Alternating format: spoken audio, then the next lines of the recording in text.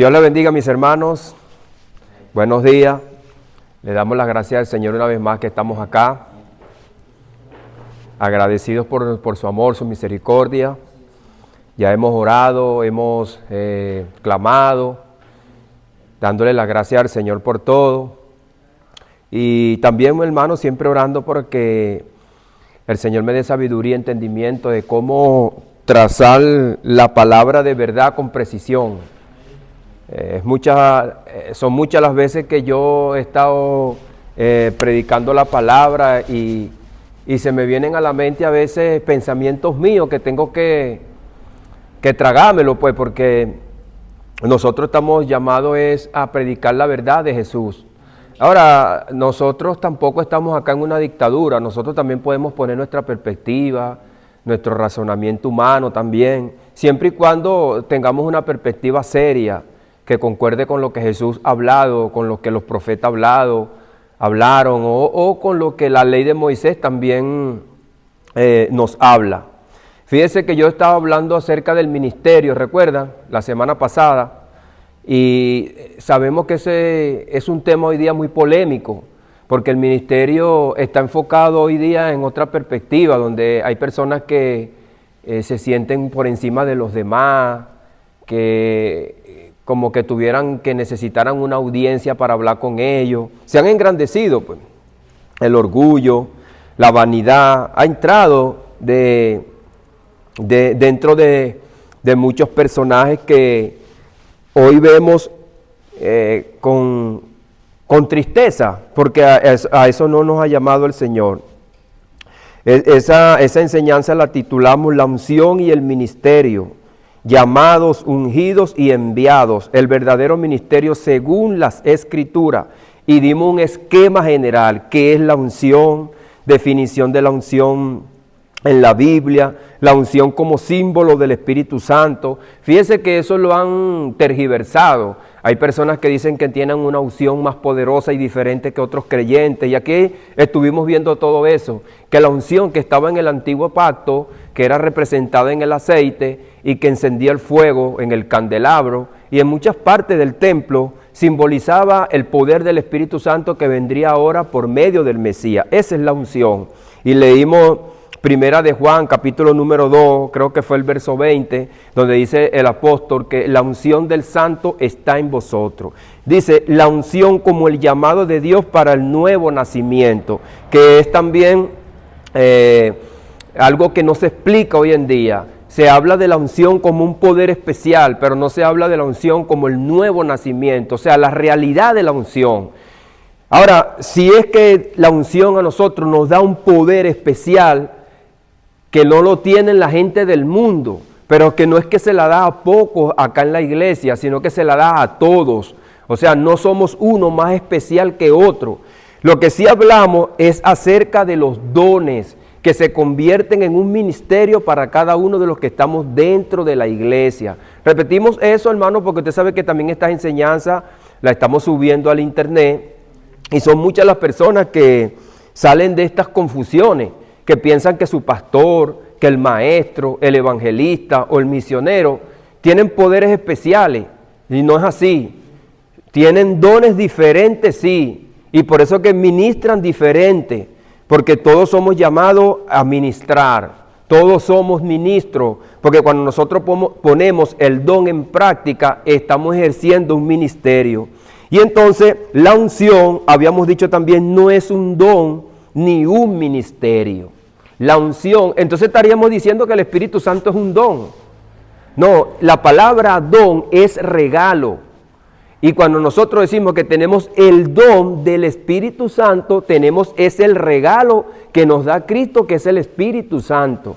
Y hay personas que malinterpretan la palabra. Cuando el apóstol Pablo dice que tenemos el don del Espíritu, no quiere decir que el Espíritu Santo es un don. Tampoco el Espíritu Santo, tampoco es un ministerio. El Espíritu Santo es Dios. ¿Me entienden? No. Ahora, el Espíritu Santo, que es Dios, nos capacita, nos habilita para que nosotros cumplamos un ministerio. Y ese ministerio es el ministerio de Cristo, que se ve diferente en cada uno de nosotros ¿Por qué? Porque cada uno de nosotros tiene diferentes pensamientos, diferentes roles, tenemos diferentes capacidades. Entonces, usted tiene un ministerio y yo también tengo un ministerio. ¿Por qué? Porque usted ministra en el ministerio de Cristo y yo también ministro en el ministerio de Cristo, pero usted ministra conforme a su capacidad y conforme a su llamado que Dios le dio. Cuando todos estemos delante de la presencia de Jesús, cada quien va a dar cuenta cómo ministró dentro del ministerio que Cristo le dio. También estuvimos hablando de eso, que el apóstol Pablo dice, para la obra del ministerio. Eso lo hablamos claro.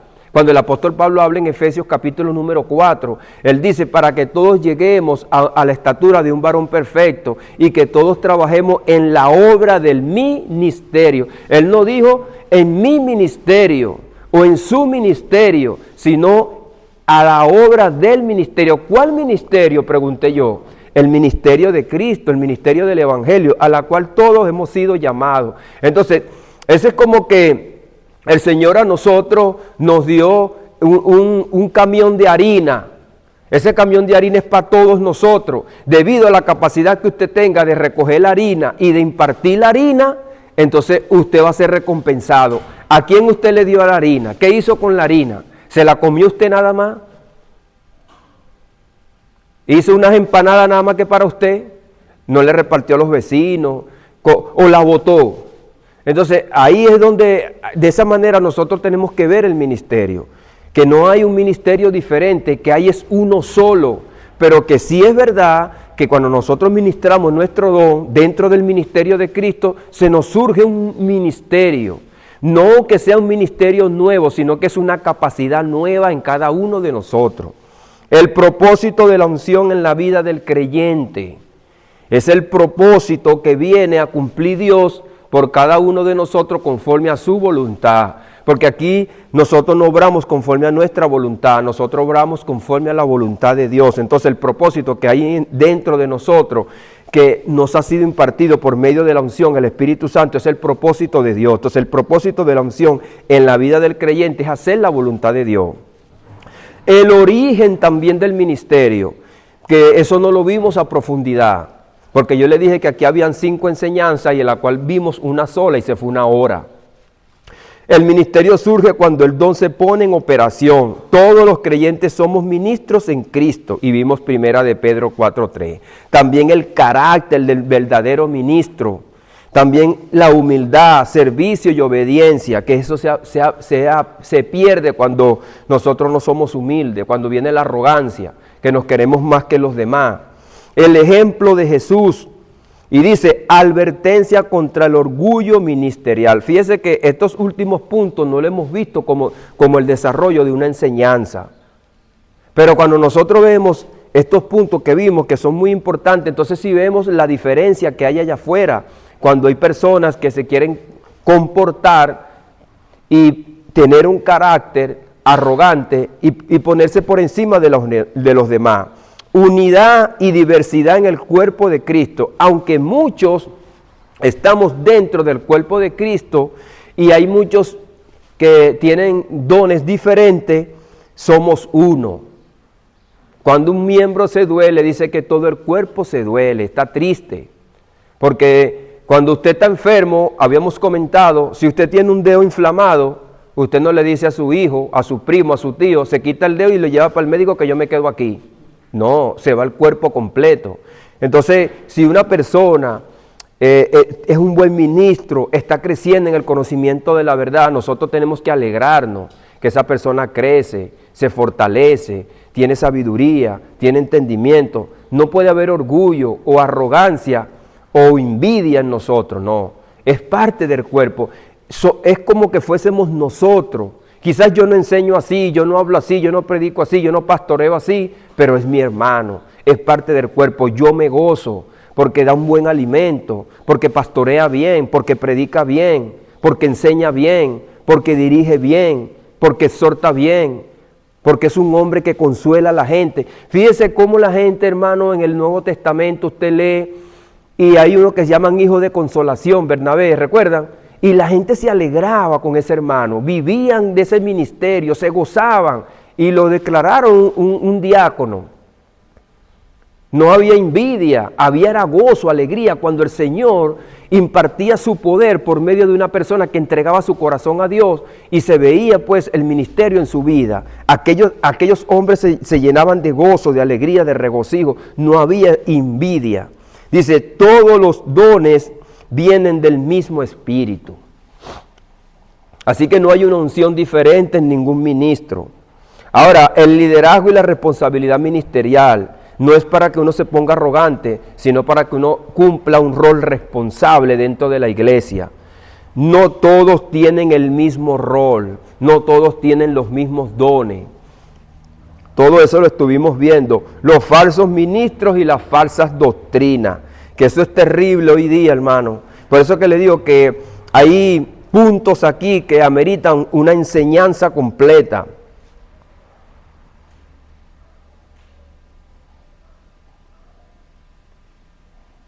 Vimos también, y vamos a tener acá un comentario, el ministerio tal como lo entendemos hoy día tiene su raíz en la obra de Jesucristo, quien siendo el Mesías prometido es el fundamento sobre el cual se edifica todo liderazgo cristiano.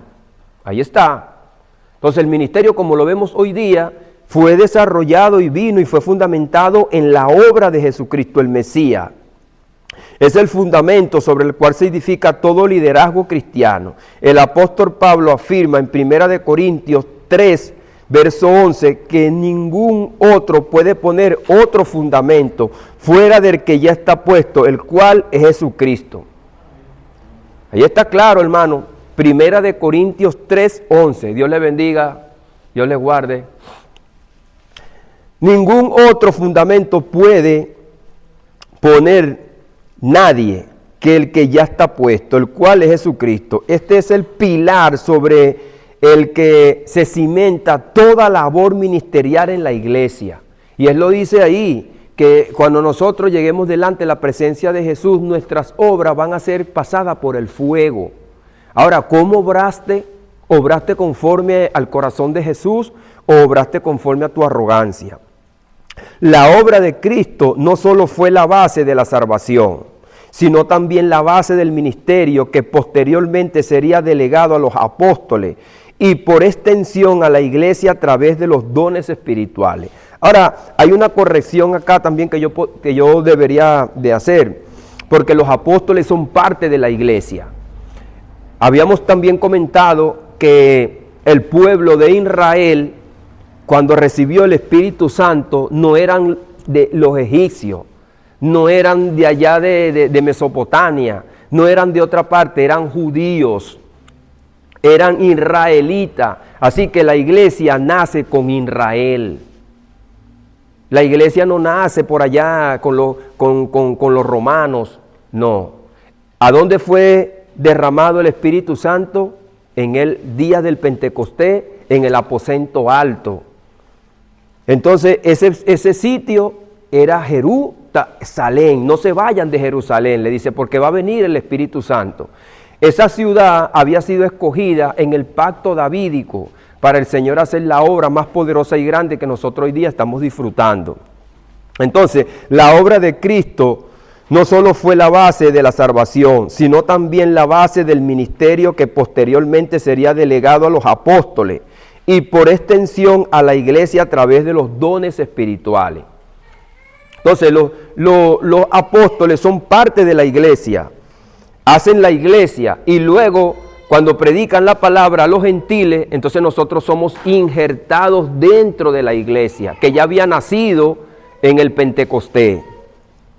Ahora, si nosotros vemos una mirada hacia el Antiguo Testamento, Dios había establecido estructuras ministeriales y de liderazgo, aunque de una forma limitada desde Adán, Enoc, Noé hasta Abraham. Estos son hombres que nosotros encontramos, hermano, en la Biblia. Adán, Enoc, Noé y Abraham. Son personas que hasta hoy en día tienen películas que nosotros vemos, están en la Biblia. Son representantes de Dios. Luego vino Moisés y los profetas de Israel. Porque luego vemos cómo resalta la figura de Moisés cuando se encuentra con el Señor en el Sinaí y se le dan los mandamientos. Y después él hace el libro de Deuteronomio, que es la segunda ley. Y luego de ahí emanan los profetas. ¿Los profetas a qué venían? A reprender al pueblo porque no cumplían la ley o a traer una profecía mesiánica. Pero muchas veces vemos los profetas hermano, amonestando al pueblo por el pecado y que se apartaban de la ley de Dios y le daban la espalda al Dios vivo y verdadero. Entonces surgían los profetas. Dios había preparado a líderes para guiar a su pueblo, pero la obra redentora de Cristo trajo un cambio radical, estableciendo el ministerio como una vocación que se recibe por gracia y se distribuye por medio del Espíritu Santo. O sea, tú sabes que antes en el tabernáculo el ministerio se repartía por las diferentes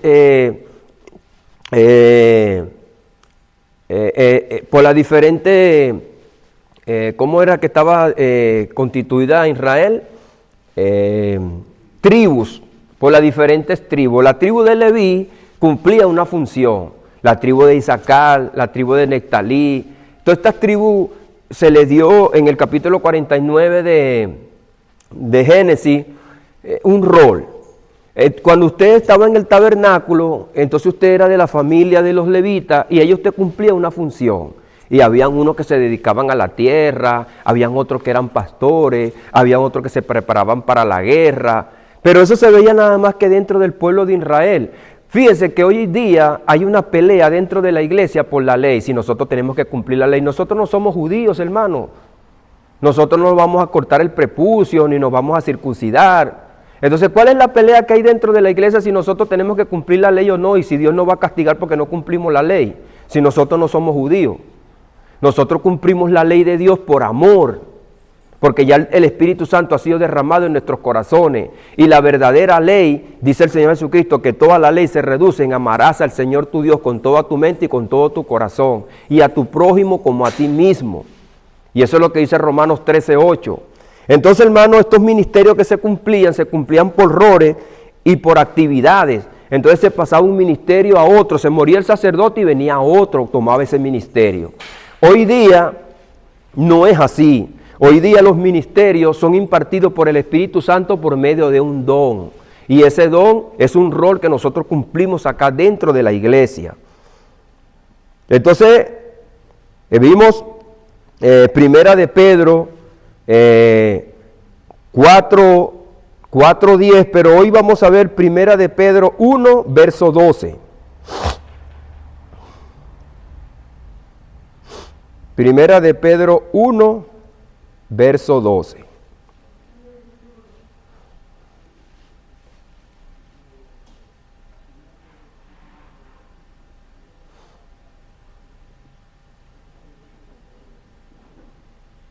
Ahora, como yo le estoy diciendo también, no todos tenemos la misma perspectiva, la misma óptica de ver la palabra de Dios. Fíjese lo que dice aquí en cuanto a los profetas. A esto se les reveló que no para sí mismo, sino para nosotros, administraban las cosas que ahora os son anunciadas por los que os han predicado el Evangelio por el Espíritu Santo enviado desde el cielo, cosas en las cuales anhelan mirar los ángeles. Fíjese que ellos tenían una administración. Él lo dice aquí, dice, a estos se les reveló que no para sí mismo, sino para nosotros. Y fíjese lo que dice aquí, administraban las cosas que ahora os son anunciadas para los que os han predicado el Evangelio. Fíjese que ellos tenían una administración en el antiguo pacto, ellos predicaban, administraban las cosas santas, pero esa administración que ellos tenían era una administración limitada, porque el Espíritu Santo también venía y salía de ellos. No se le mantenía, y es por eso que en la Biblia dice, el Espíritu Santo acampa alrededor de los que le temen, porque no moraba dentro de ellos. Simplemente venía por tiempo, ellos predicaban, profetizaban, daban la palabra, administraba como el sacerdote que entraba dentro del templo y después salía. ¿Por qué? Porque la persona no había sido limpia de pecado. Fíjese el verso 11 que lo obviamos, pero el verso 11 dice así: escudriñando qué persona y qué tiempo indicaba el Espíritu de Cristo que estaba en ellos. Fíjese que es el Espíritu de Cristo que estaba en ellos, que es el mismo Espíritu Santo. Dice, el cual anunciaba de antemano los sufrimientos de Cristo y las glorias que vendrían tras ellos. Entonces, ¿cuál era la gloria que vendría? Bueno, que ya no iban a ir al seno de Abraham, ni iban a estar sujetos a la muerte, sino que Jesucristo trae vida y los llevó a la gloria, que es lo que nosotros estamos esperando, morirnos y irnos al cielo con Cristo. Esto es con respecto, hermano, a lo que estábamos hablando acá. Como yo le dije, que los pensamientos que nosotros tengamos cuando exponemos la palabra de Dios, que vengan verdaderamente de la palabra del Señor. Ahora, los profetas del antiguo pacto anunciaron lo que había de venir, y fue que Cristo, quien cumplió todas esas promesas, estableció así un ministerio eterno y perfecto. Fíjese que el ministerio del antiguo pacto hoy día, hermano, no está funcionando.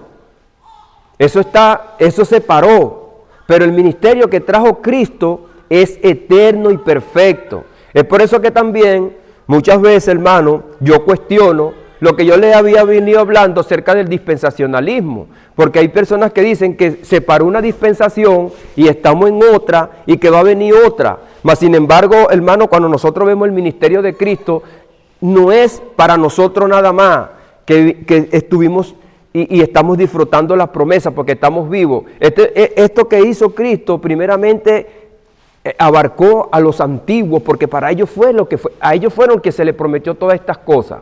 Y luego lo recibimos nosotros. Fíjese que yo ni había nacido cuando Cristo murió, ni ninguno de nosotros, y cuando Él resucitó. Ahora que nosotros hemos sido participantes de la humanidad y estamos vivos, respirando, y dentro de la familia de Dios, nos damos cuenta de todo esto. Pero esto fue prometido primeramente a Adán, en el huerto del Edén, la simiente salvadora. Ahora, sí es verdad también que esto se recibe por la fe y es un llamado de Dios. Entonces, Cristo, quien cumplió sus promesas, fíjese que Cristo no está buscando unas promesas que son de otro, esas promesas son de Él y Él vino a cumplirlas porque Él fue quien las dio. Cumplió sus promesas, estableció así un ministerio eterno y perfecto, o sea que donde los apóstoles trabajaron y pusieron el fundamento, es donde también nosotros hoy día estamos trabajando y poniendo el fundamento en el corazón de aquellos que escuchan el Evangelio. ¿Cuál es ese fundamento? Cristo es el fundamento. Dice que luego sería confiado a los apóstoles para la edificación de la iglesia. Fue confiado a los apóstoles. Fíjese cuando Jesucristo le dice a Pedro, sobre esta roca edificaré mi iglesia. ¿Qué roca? O sea, la confesión que da Pedro. Ahí es donde está la roca firme. Él es la roca. Cristo, la piedra angular. El fundamento del ministerio cristiano, ¿verdad? Cristo es el fundamento del ministerio cristiano, sin lugar a duda. Jesucristo es el centro de toda la obra redentora y ministerial. Y es a través de Él que la iglesia fue comisionada para predicar el Evangelio. Esto es reafirmado por el apóstol Pablo en Efesios capítulo 2, verso 20, que nosotros estamos fundamentados en la doctrina de los apóstoles. Vamos a leerlo.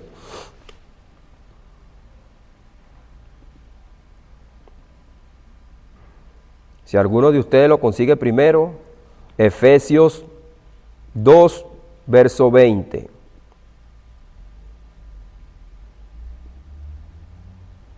Esta Biblia aquí se desconfigura. Amén. Dígalo. Edificado sobre el fundamento de los apóstoles y profetas, siendo la principal piedra del ángulo Jesucristo mismo. Ahí está. Sí, ¿cuál es la principal piedra del ángulo? Jesucristo mismo. Pero nosotros estamos fundamentados en la doctrina de los apóstoles y los profetas. Entonces, hermano, hoy día hay personas que se levantan como apóstoles de Jesucristo. Entonces ellos van a poner un fundamento, van a traer una carta nueva. Vieron ellos a Cristo Hoy día los profetas, los apóstoles que nosotros pudiéramos conocer, son personas que son llamados como los misioneros, que cumplen como un rol apostólico, que se van para otra parte donde el evangelio no ha sido predicado y allá fundan una iglesia y tienen que cumplir el rol de pastor, el rol de evangelista, el rol de maestro, porque si usted funda una congregación por allá usted solo, usted tiene que enseñar a la gente, tiene que pastorearlo, tiene que predicarle, tiene que consolarlo, tiene que guiarlo, ¿cierto? Entonces eso es lo que nosotros hoy conocemos como un ministerio apostólico, pero no que son profetas que tienen una visión nueva, una unción fresca, nueva y que te van a impartir la unción a ti también. No, ya nosotros tenemos la unción, no necesitamos que venga otro a impartir una unción. Nosotros lo que necesitamos es ser llenos del Espíritu Santo. Y si bien es cierto, hermano, cualquier persona puede orar por nosotros, ya bien sea el pastor o el diácono o el hermano o una hermana, que verdaderamente esté llena del Espíritu Santo y ore por nosotros si nosotros estamos débiles, afligidos, enfermos. Él lo dice ahí Santiago, si alguno está enfermo, bueno, llame a los ancianos de la iglesia, que son los pastores o los diáconos, y oren por el que está enfermo. O los hermanos también, porque fíjese que si no está el pastor, no vamos a orar por una persona. Entonces, eso es lo que el Señor llama a nosotros hoy día poder entender. No que hay ministros que tienen una unción poderosa diferente a que no hay dos unciones ni tres unciones, hay una sola unción, que es el Espíritu Santo impartida para todos nosotros. Entonces los apóstoles pusieron el fundamento, ya no hay otro fundamento. Dice, donde declara que la iglesia está edificada sobre el fundamento de los apóstoles y profetas, siendo la principal piedra del ángulo Jesucristo mismo. Este versículo nos revela que Cristo es el fundamento y que los apóstoles y profetas son los instrumentos que, inspirados por el Espíritu Santo, establecieron el marco doctrinal y ministerial de la iglesia. Fíjense que no solamente marcaron que Jesucristo es la piedra del ángulo, sino que también trajeron un marco doctrinal, una doctrina, una enseñanza, y también el marco ministerial de la iglesia.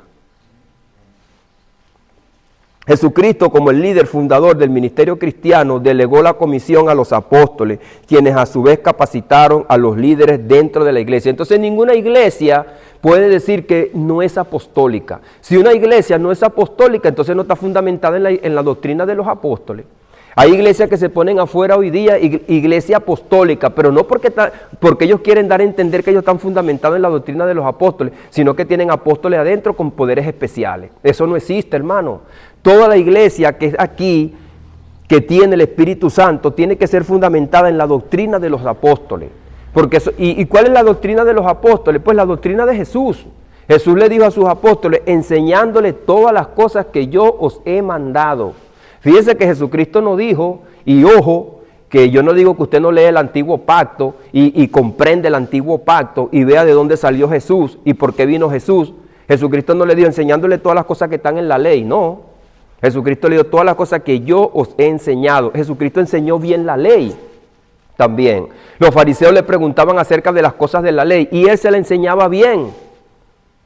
Y el apóstol Pablo le dijo a Timoteo que hay personas que no trazan con verdad la palabra y que la ley es buena cuando se enseña legítimamente. Yo siempre lo he dicho, nosotros no podemos obviar el antiguo pacto, porque el antiguo pacto nos enseña de dónde vino Cristo, cuál era la raíz que nosotros hoy día estamos disfrutando, que la raíz es Cristo, que hubo un linaje escogido. Todo eso nos enseña el antiguo pacto, pero que ya el antiguo pacto no está en vigencia para nosotros, porque tampoco fue dada para los gentiles. Que es la pelea que hoy día tienen muchas iglesias, como yo le comentaba al principio. ¿Y para qué están peleando por eso, si no son judíos? Ese, hermano, lamentablemente es como niños peleándose por un juguete. Cuando usted llega delante de la presencia de Jesús, Jesús le va a pedir cuenta si usted no cumplió las ordenanzas del antiguo pacto. Usted era judío. Y si ni siquiera ya para los judíos Cristo le pide que cumplan eso, nosotros hoy día tenemos que cumplir, hermano, es la gracia que nosotros estamos viviendo, impartirla, el evangelio. y enseñarle a la gente que llega dentro de la iglesia, bueno, la doctrina también del antiguo pacto, cómo funcionó y cómo Dios la administró. Como dice aquí, ellos administraban las cosas del antiguo pacto. Dice, así que la obra de Cristo no solo estableció el evangelio, sino que también el patrón de liderazgo y el ministerio dentro que nosotros debemos seguir. Fíjense que también hay un liderazgo, como estuvimos hablando, porque aunque tenemos diferentes dones, tenemos diferentes roles y responsabilidades. Dios no le va a pedir cuenta a una persona que esté aquí, que sea un creyente común y corriente, por la iglesia conjuntamente, sino al pastor. ¿Qué enseñó?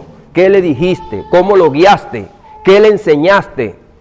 ¿Me entiende? Cuando una persona llega nuevo aquí, aunque todos nosotros somos responsables de vigilarlo, orar por él, está en las manos de un ministro y de las personas que le enseñan la palabra de Dios. Y cuando, fíjense lo que dice Hebreo, que los que tienen un ministerio y que están llamados a enseñar la palabra de Dios, que lo hagan como los que tienen que dar cuenta.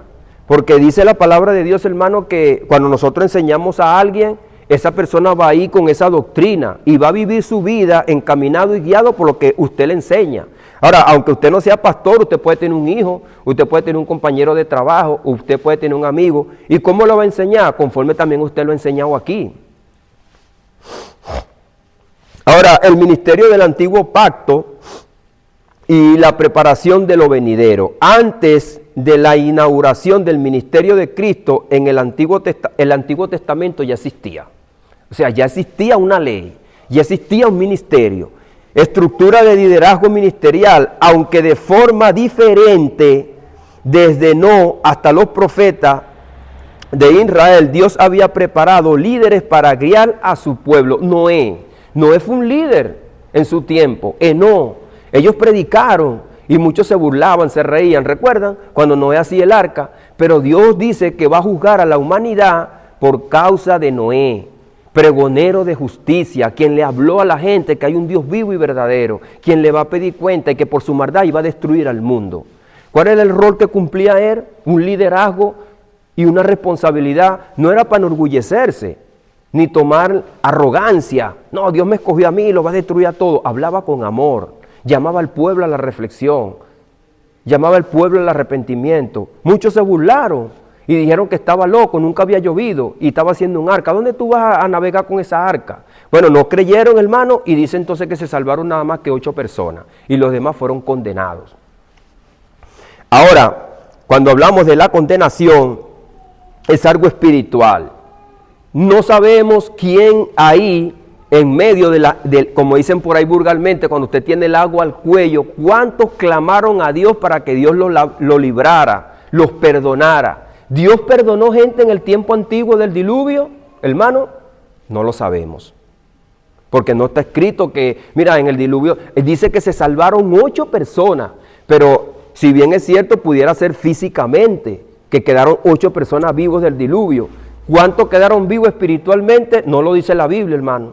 Pero si eso es espiritual y carnal, pues entonces nada más se salvaron 8 personas, hermano. Si es en el sentido espiritual y carnal, todos aquellos se perdieron. Pero como no tenemos ahí en la Biblia una explicación, así como yo se la estoy dando, esto se lo digo yo, como siempre se lo digo, no lo dice la Biblia, pero es una perspectiva que nosotros pudiéramos tener. Dice, había preparado a líderes para guiar a su pueblo. Un ejemplo que podemos ver claro a Moisés, quien el líder clave para la formación del pueblo de Israel, un pueblo que sería establecido bajo la ley de Dios con sacerdotes, profetas y reyes, que desempeñaban funciones específicas dentro de la comunidad, dentro de su pueblo. Entonces fíjense que los roles fueron expandiéndose y perfeccionándose, aunque no eran perfectos, aunque no eran eternos tampoco, porque eso pasó no como el rol que nosotros estamos cumpliendo ahora, porque nosotros ahora tenemos vida eterna. Este tiempo no va a pasar, hermano. Ya nosotros estamos con Cristo, estamos en la perfección. Pero los profetas, los reyes y los sacerdotes de aquel entonces pasaron esos roles. Esos roles pasaron. Hoy día no vemos a esos sacerdotes degollando a las cabras, no vemos a los reyes comandando el pueblo y tampoco vemos a los profetas que son llamados, que le venía el Espíritu Santo y se les iba. ¿Es porque ahora vemos esto? Porque dice el apóstol Pablo acá en los libros nuevos, como por lo menos en el mismo libro de Efesios 4:30, que nosotros hemos sido llamados y que hemos sido sellados con el Espíritu hasta el día de la redención, o sea, para la eternidad. Ya esto no va a pasar. Es por eso que le digo que hay personas también que tienen una teología, y le comento, que yo también respeto, pero que yo no lo veo de esa manera en cuanto a una dispensación, que va a venir algo nuevo cuando ya el apóstol Pablo dice, y Jesucristo dice que el Espíritu Santo a nosotros se nos ha dado para siempre. Ya no vamos a vivir otro momento que va a ser diferente al que estamos viviendo, porque el Espíritu Santo que ha venido va a estar con nosotros para siempre, por la eternidad. Es un ministerio que trajo Cristo, que otro no lo va a poder reemplazar. A pesar de esta estructura, la obra redentora de Cristo y el ministerio de Él fue el cumplimiento de todas las sombras del Antiguo Testamento. Fíjense que eran sombras de lo que había de venir, lo que hemos estado comentando también, que ahora nosotros somos reyes y sacerdotes, pero no pasajeros. No es que yo me voy a morir y voy a dejar a mi hijo. Eso era en el Antiguo Pacto, ¿recuerdan?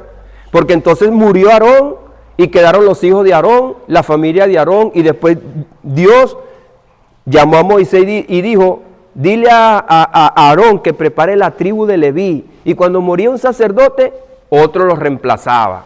No, aquí Dios está llamando a gente y nadie lo va a reemplazar, porque se muere y se va con Cristo, y Dios llama a otro, pero no para sustituir a este, sino para crear un ministerio nuevo, porque cada quien tiene una forma de pensar y una forma de tener una visión, y cada quien va a dar cuenta de un rol por sí.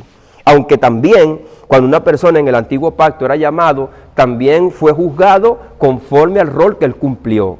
Todas las personas que murieron en el Antiguo Pacto cumpliendo estos roles, tuvieron una responsabilidad delante del Señor, cómo los ministraba, cómo hablaban al pueblo y qué le enseñaban al pueblo. Ahora, como nos enseña el autor de Hebreo, Dios habiendo hablado muchas veces y de muchas maneras en otro tiempo a los padres por los profetas, en estos postreros días nos ha hablado por el Hijo. Fíjense que lo que nosotros hoy día hablamos es por medio del Hijo. Antes hablaban los profetas, Dios llamaba, pero ahora está hablando su Hijo. Él trajo la palabra de verdad, la palabra de vida, y es la que nosotros tenemos que predicar. Ahora nosotros hablamos y profetizamos, pero profetizamos y hablamos el Evangelio. Hebreos capítulo número 1, versos 1 y 2, muy conocido entre nosotros, hermanos. Cristo es la culminación de todas las promesas dadas a Israel, y el liderazgo que estableció es eterno. Fíjense entonces que todas esas promesas que nosotros vemos que son espirituales en el Antiguo Pacto, hoy día nosotros la estamos gozando. Dios está con nosotros todos los días. Él es nuestra roca, eso es lo que dicen los salmos. ¿Cuál es la roca fuerte? Castillo fuerte, mi libertador, mi luz y mi salvación. Todo eso se ha cumplido en Cristo, hermano. Promesas que se le dio al pueblo de Israel y que ellos la vivían, pero que no fueron eternas para ellos porque ellos murieron y luego la vinieron, hermano, a reconciliársela con ellas cuando vino Cristo, porque ellos estaban en el seno de Abraham donde hay oscuridad, y luego Cristo trajo la luz, y fíjate que fue levantado Moisés y Elías a hablar con Cristo, a decirle a esa gente, ha llegado el Mesías, el que le va a dar las promesas que nosotros hoy día también las estamos disfrutando. Tenemos un liderazgo establecido eterno, y ese liderazgo ha surgido muchos liderazgos dentro de la iglesia. La transición del nuevo ministerio, la obra de Cristo y los apóstoles, porque hay una transición. Pasamos del antiguo pacto al nuevo pacto por la obra de Cristo y el ministerio de los apóstoles, porque Cristo se fue y Cristo, fíjense que ellos le dicen, Señor, ¿restaurarás el reino de Israel en este tiempo? Si hay una restauración de todas las cosas que nosotros vemos físicamente, pero Él le dice, no es ahora. Pero ustedes me van a ser testigos. ¿Testigos de qué? De estas cosas que nosotros estamos viviendo ahora. Porque ellos fueron los responsables de impartir el Evangelio y que llegara hasta lo último de la tierra y que hoy día nosotros lo estemos disfrutando. Entonces, la obra de Cristo y de los apóstoles. La obra de Cristo establece un nuevo ministerio, uno que no depende de estructuras terrenales, sino sino alimentado por la obra del Espíritu Santo. Fíjense que no depende de estructuras terrenales este ministerio, porque el tabernáculo estaba allá y muchas veces había que desarmarlo, ponerlo aquí hasta que fue fundamentado y de ahí no se movía. Y todo ese ministerio era dentro del pueblo de Israel y la gente tenía que ir allá y el que no era judío tenía que hacerse prosélito para ver todo eso. Hoy día no. Hoy día por lo menos el pastor está aquí, usted puede viajar. Y usted va para otro lado y usted ejerce lo que Dios le dio. Si viene un inconverso y le dice, mira, tú sabes que yo creo en María. Bueno, usted le puede explicar, ¿por qué usted cree en María? Y usted le habla, usted está ejerciendo su don, su ministerio, su enseñanza. Eso le va a quedar grabado en esa persona, en su mente, en su corazón.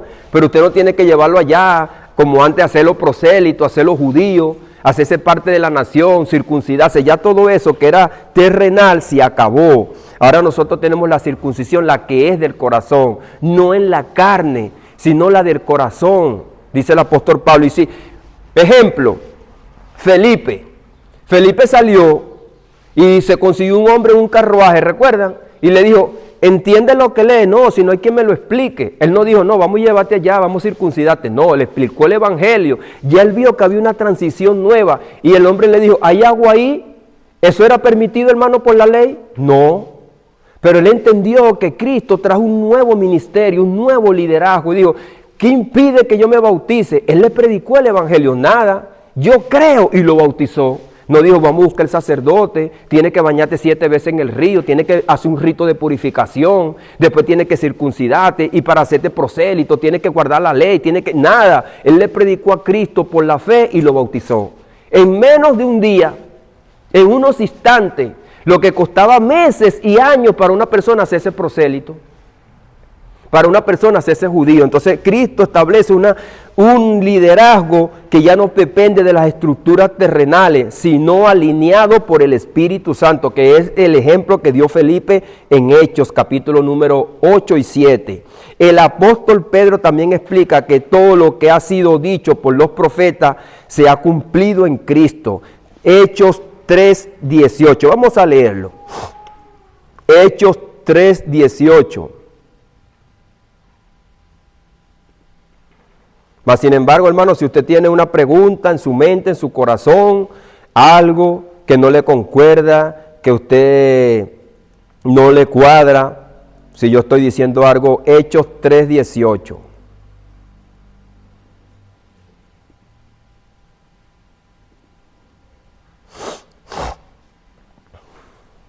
Dice Pedro, pero Dios había cumplido así lo que había antes anunciado por boca de todos sus profetas, que Jesucristo había de padecer. Ahí está. Eso lo dice nuestro amado apóstol Pedro, pero es que esto también lo dijo Jesucristo, hermano. Pero Dios había cumplido así lo que antes había anunciado por boca de todos los profetas. Cuando nosotros vamos a Lucas capítulo 24, encontramos también estas mismas palabras de Jesús. Lucas 24, el camino de Maús. Y Jesús le dice así a sus discípulos. Verso 25. Fíjese que lo que Jesús le dice a sus discípulos. Verso 25. Entonces Él les dijo, oh insensato y tardos de corazón para creer todo lo que los profetas han dicho. ¿No era necesario que el Cristo padeciera estas cosas y entrara en su gloria? Fíjense que Jesucristo no está teniendo una gloria nueva. Él dice, entrara en su gloria. La gloria no es de nadie, la gloria es de Él. Solamente que Él se despoja de la gloria del cielo para estar en la tierra y morir por nosotros. Y dice después, y comenzando desde Moisés y siguiendo todos los profetas, le declaraba todas las escrituras de lo que decían de Él. Ahí está claro, entonces todas las escrituras se cumplió en Cristo Jesús. Cristo, hermano, no va a morir otra vez. No va a venir de nuevo en carne. No va a traer un ministerio otra vez acá en la tierra. Porque ya eso se cumplió. Él mismo lo está diciendo. Ahora, como yo le digo también, hay personas que piensan que Jesucristo va a venir a traer un ministerio diferente otra vez y que se van a cumplir otras cosas. Ya Cristo lo dijo aquí, hermano. ¿A quién le vamos a creer? Cristo lo dijo aquí. No era necesario que el Cristo padeciera y estas cosas, todas estas cosas, y entrar en su gloria. Y dice, y comenzando desde Moisés, o sea, dándole todas las escrituras, no hay nada ya que no se cumpliera. Hermano, porque usted tiene que tener un razonamiento.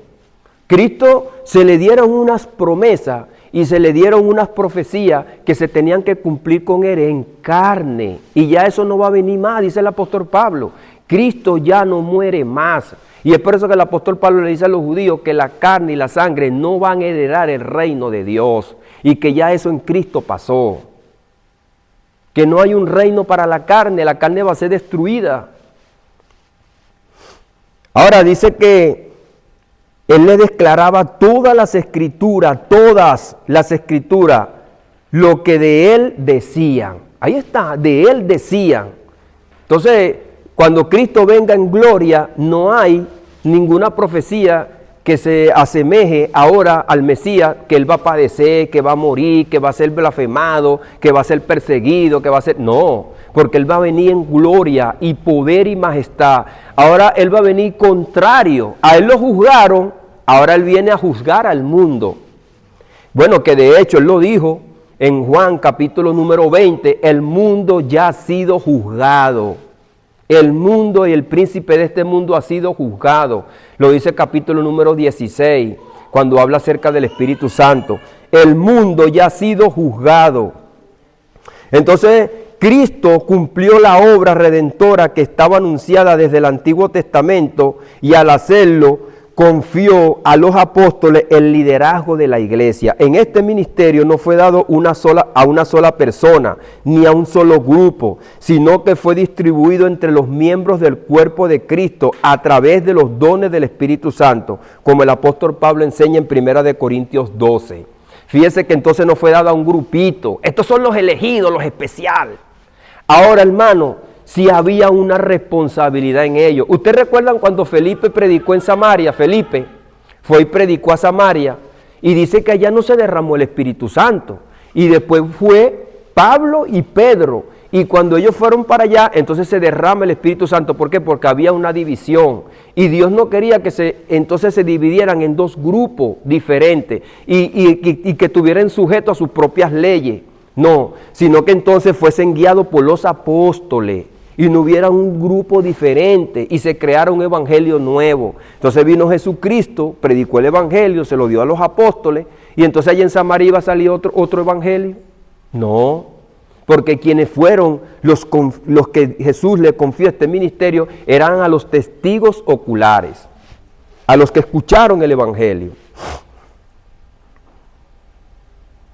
Entonces, el liderazgo nace del ministerio de Cristo. El ministerio cristiano tiene su origen en la obra de Cristo, quien es el fundamento de todo lo que hacemos. Él instituyó ministerios completos y perfectos, que luego fueron delegados a los apóstoles, quienes a través de los dones espirituales lo distribuyeron a la iglesia. Así, el liderazgo cristiano no se trata de una jerarquía humana, sino de un servicio en la iglesia, al reino de Dios. Los líderes deben guiar a la iglesia no para su beneficio personal, sino para edificar al cuerpo de Cristo y extender el evangelio a todas las naciones. Amén. Creo que esto está claro, hermano. No hay arrogancia.